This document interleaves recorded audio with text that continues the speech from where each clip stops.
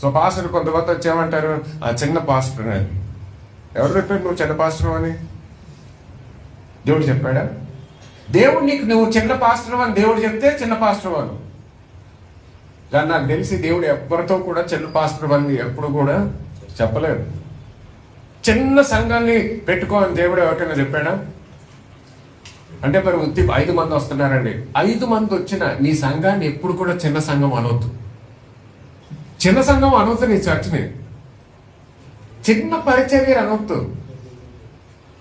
దేవుడు ఎవరిని కూడా పిలుచుకున్నప్పుడు నేను నీకు ఒక చిన్న పరిచర్యను ఇస్తాను అని దేవుడు ఎవరిని పిలుచుకోలేదు. దేవుడు మిమ్మల్ని పిలుచుకున్నప్పుడు చిన్న దర్శనం ఎవ్వరికి కూడా ఇవ్వలేదు ఇక్కడ. అది మాత్రం నాకు తెలుసు. ఎందుకు తెలుసు? దేవుడు నాకు తెలుసు కాబట్టి. ఆయన ఆలోచనలు అన్ని కూడా పెద్దగా ఉంటాయి. అందుకని ఏమన్నాడు? లోకాన్ని సృష్టించాడు. ఆదాముతో ఏమన్నాడు?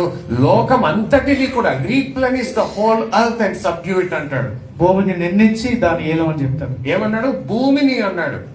ఈ 2 ఎకరాలని అనలేదు, భూమిని అన్నాడు. అబ్రహాంతో మాట్లాడినప్పుడు ఏమన్నాడు? ఒక 10 కుటుంబాలకి నువ్వు ఆశీర్వాదకరంగా ఉండాలి అన్నాడా? లేదు. అనేక జనములకు,